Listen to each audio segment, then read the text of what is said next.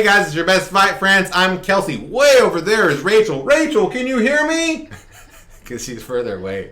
It seems like a long way to me, but well, our chairs used to be like right together. It might not look at it. Yeah, I don't know what it's like for the viewer, but we used to be right together. But I mean, I feel like I can't even things reach you. keep changing in here. Anyway, we're here to talk about the PFL. So I think it was PFL 3. Yep. Yeah. Of the 2021 season. It gets confusing, but listen, the latest PFL show. What's not confusing is well, actually, the main event was a little confusing. Let's start with Kayla Harrison, because she was not confusing. That girl went in there, and she just dominated her opponent.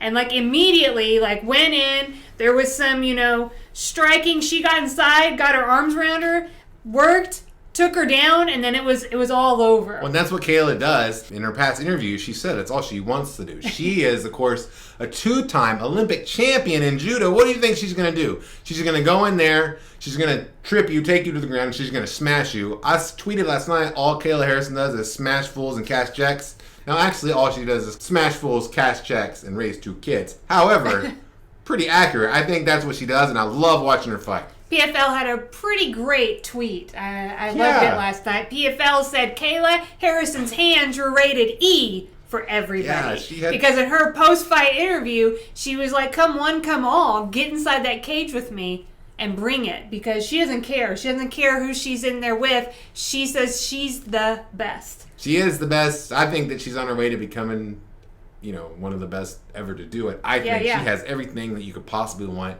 And most importantly, the talent plus the work ethic. The work ethic is something that you can't be, you're not really born with. It's usually something you have to learn, and she's done that. She's at American Top Team, one of the biggest gyms in the world. Awesome person, awesome fighter. 2022, I either want to see within the PFL Kayla take on top competition, which she's going to do this year, but to continue to do that, or I don't know if this is possible. Are there cross promotion fights in MMA? Or, the trend lately has been PFL and other organizations, particularly Bellator, has been able to get fighters from the UFC.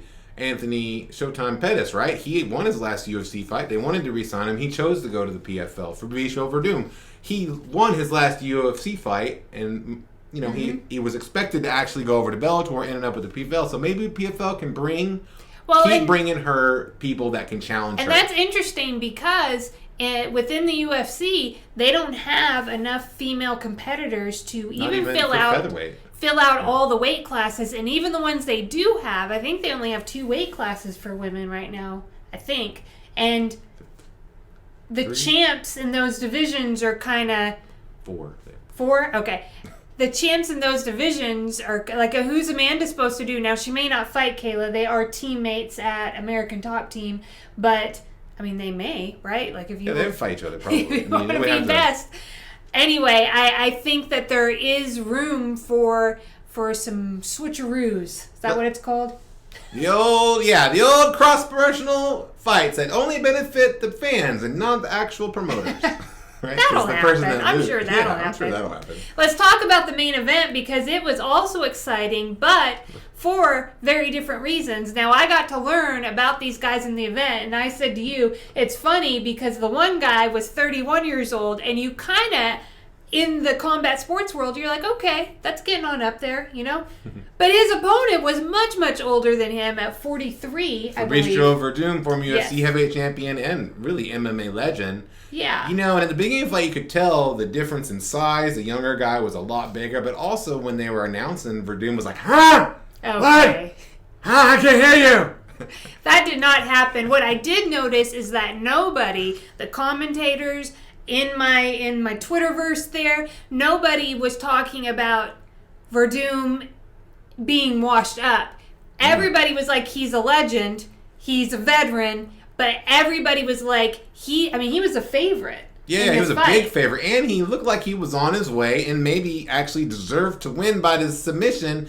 Those 2 dudes flew right at each other. It was awesome. I've never seen that. 2, to me, I called them flying kicks. I don't know what they were. Yeah. They, kind of went through the air, kicking each other. And then it was explosive action into jiu-jitsu. Yeah, It was pretty awesome. It's only something you see in MMA. It was amazing. And then high-level jiu-jitsu, well, Werdum is as high as it gets, basically. And what it looked like, if you were just watching it first time through, it looked like they were, Werdum had him in some kind of, I think, triangle choke. I don't know. I'm learning all these terms.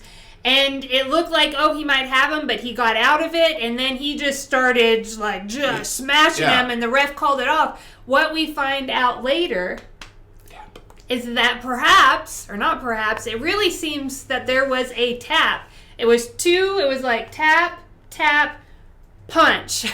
So I was like, you take that tap out of context, though, and just that alone, that was a tap. Everybody's like, that's a tap. That he tapped out. And so what Werdum said is he felt that. And let go. And he released. Because it looked like. He loosened his chokehold. He loosened Which he's trained to do. And what I remember is watching it the first time through in real time is that the commentators were surprised that he got out of the chokehold. Well, and but even more than that, the commentators who are Randy Couture and Kenny Florian, all these guys, Sean O'Connell, they were like, "Oh, this fight's over." Like he had him so tight in that, and then tap.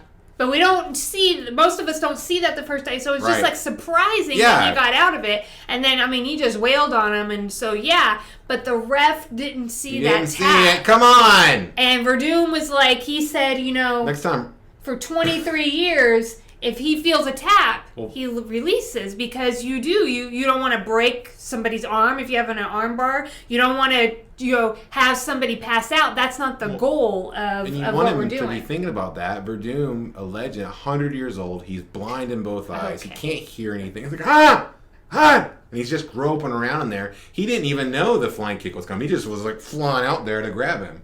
Here's what I really liked is that after everything was, after the fight, after they interviewed Werdum, they went back and talked to I guess the color guys, right? Kenny Florian and Randy Couture. And they both put the responsibility on Werdum. That when you are inside a cage, if you're inside a ring, we all know, protect yourself at all times. And that you don't, in MMA especially, the ref stops the fight. You keep going until the ref stops the fight. So the responsibility was on Werdum to keep that hold in place until the ref stopped the fight. Next time he'll probably squeeze that head clean off. And what happened then? Now, what's also an interesting point, which we didn't really talk about last night or off camera yet, Rachel, is this.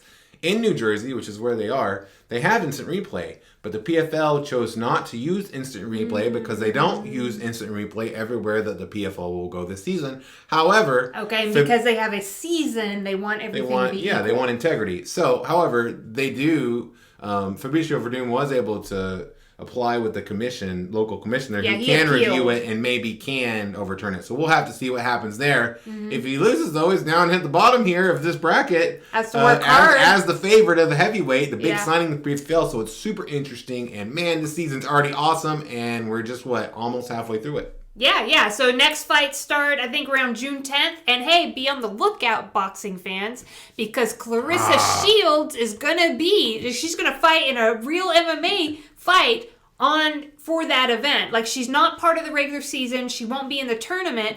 This is her practice year, right? I don't want to say practice year because these are real fights. It'll be on her record.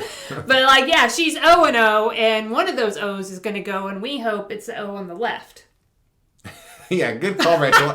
Just one more quick thing, though. How did you feel when seeing Claressa in her MMA outfit, the little gloves, right? I don't remember if she had gloves, but she didn't have boxing gloves on. Going in that cage, I was suddenly very nervous. Well, what I felt was joy, and I teared up, and I'm tearing up now because when Claressa came in, she had this smile on her face that was completely genuine, and that smile came from deep inside, from her heart. She is so happy and excited to be there, and that was awesome. I love that. Yeah, and she's like that at Jackson Wink too. She seems really, really happy. So happy for her. So happy for us as fans that get to see her. Also happy for the PFL. What an awesome thing so far. Can't wait to get into the rest of it. Let's get into the rest of it. So we'll be back to talk about the PFL in June. Thanks for tuning in. And hey, we're going to see you tomorrow. Big fight in the boxing world. Canelo Saunders. Viva Canelo! Viva Saunders! Canelo. Viva Canelo.